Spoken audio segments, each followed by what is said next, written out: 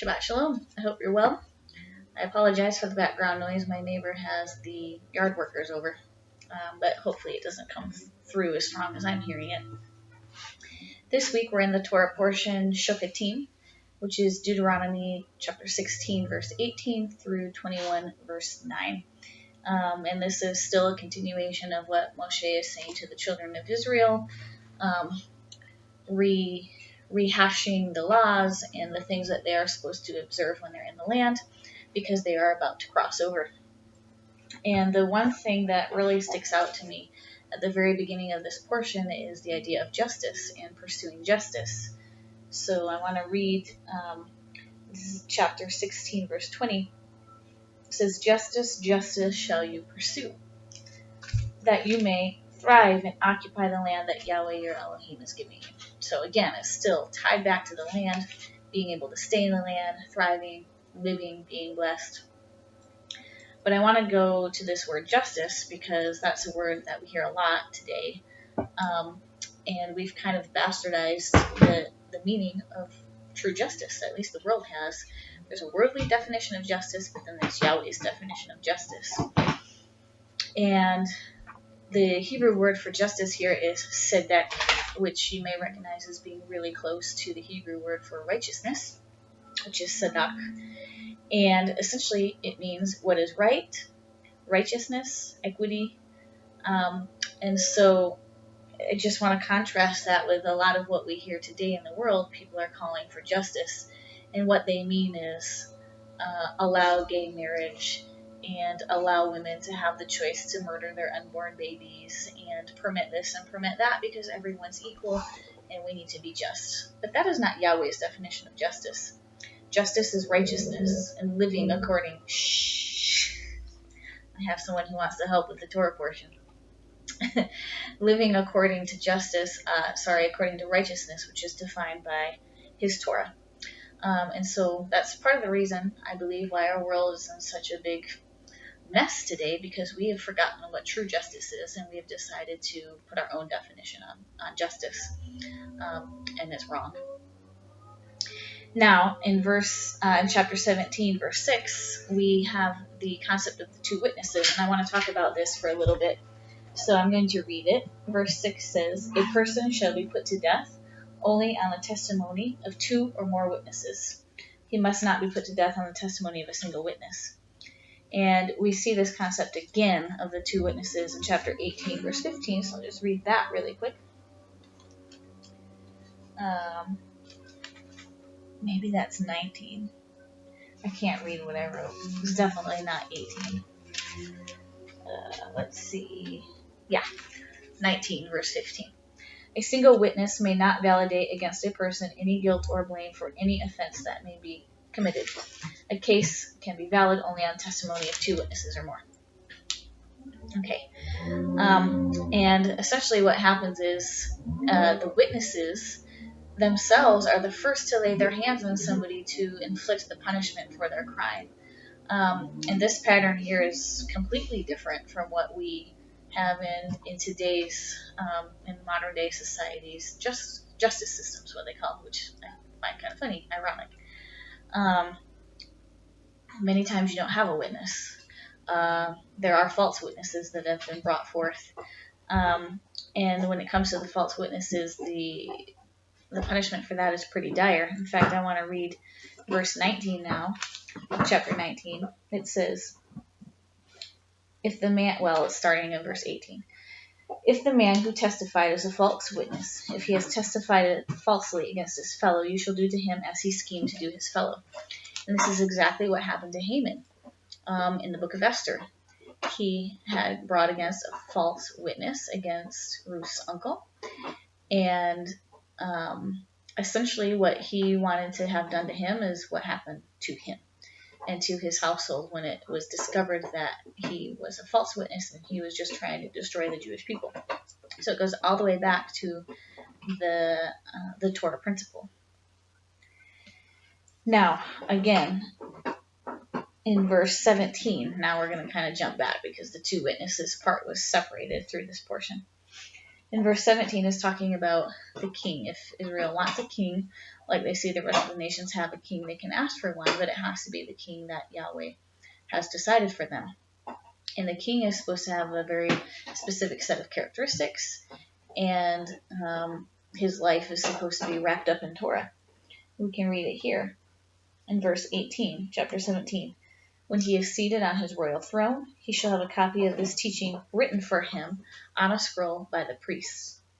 Let it remain with him, and let him read it in all his life, so that he may learn to revere Yahweh his Elohim, to observe faithfully every word of this teaching, as well as these laws.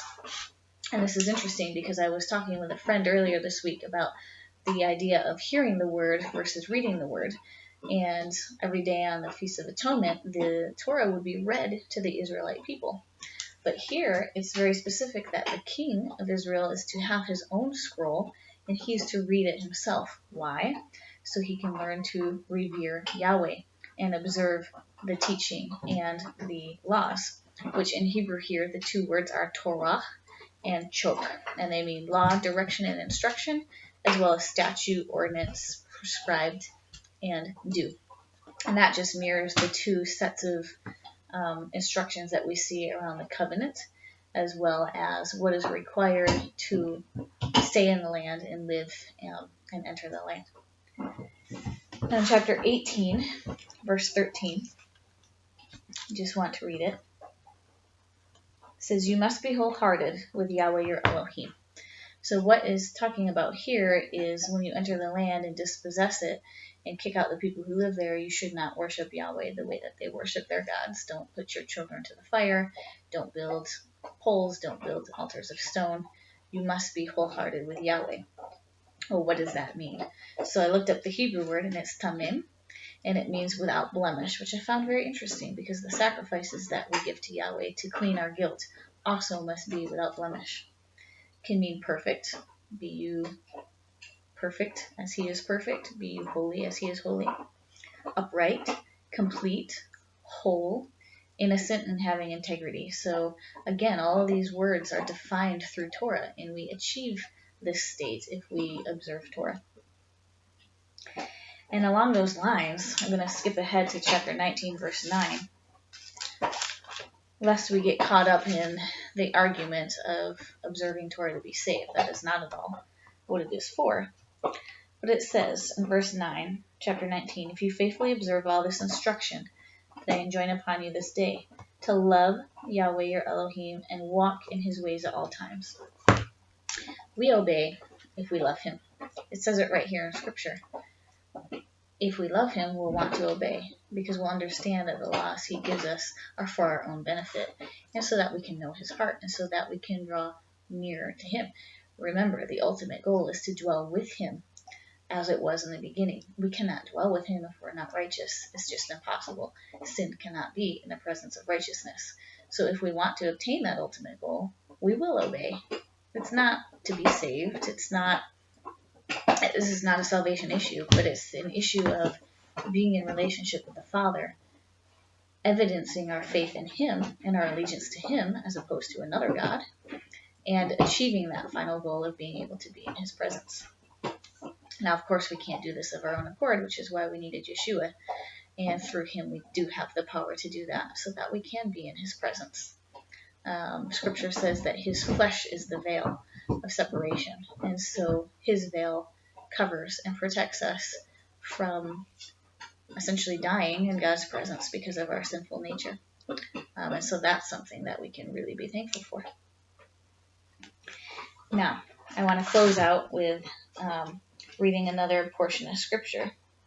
This is going to be in chapter 20. Nope, not 20. I thought it was 20. I just wrote the verses down and I didn't write the chapter down. Forgive me, I'll find it. Here we go.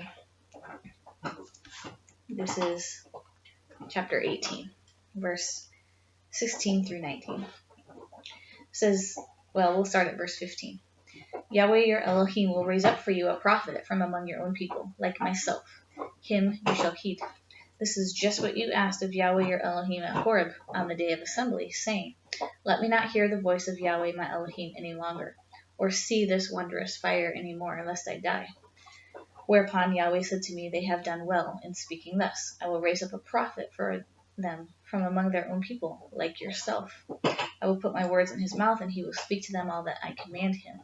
And if anybody fails to heed the words he speaks in my name, I myself will call him to account. Now we know that this is Messiah. This is Yeshua. He is the prophet, like Moshe, that will speak with the authority of Yahweh. And I find it really beautiful here that the people had asked not to hear Yahweh's voice or to see his fire because they were afraid of being consumed by it. And he said, very well, they've spoken well in doing this. I'll send a prophet. But what he does by sending Yeshua is sending himself. So they are still hearing his voice directly, and they are still hearing his glory. They're just doing it in a way, well, through Yeshua's flesh, which is the covering, which protects. And so I find that really beautiful that he wants to be among us and speak to us directly so much that he will find a way to do so that doesn't destroy us in the process. And there's one other thing. I have a side note here. I almost forgot. In the case, returning back to the two witnesses, in the case of the death or any other, whether it was a major crime, if the judges that are set over Israel cannot resolve it, it goes to the high priest in the place that Yahweh chooses, and the decision is given to the priest by Yahweh. And they're the ones that preside over the final decisions. And if, something cannot be decided, Yahweh gives the word to the priest, and they give the final word. And the children of Israel are instructed not to deviate from that. What they say goes, because it's not their word, it's Yahweh's word. And it just, again, reminds me of our modern day social justice system and how screwed up it is. And it's because we've completely deviated from the laws of our Father, and the ones making the final decisions are not people who are impartial. They're not people who are just. They're not people who are looking for Yahweh's word and Yahweh's direction on that. So, of course, it makes sense that these laws are specific for being able to last long in the land. Remember, the people that he dispossessed, he spewed out from the land because they were not practicing righteousness. They were not practicing justice.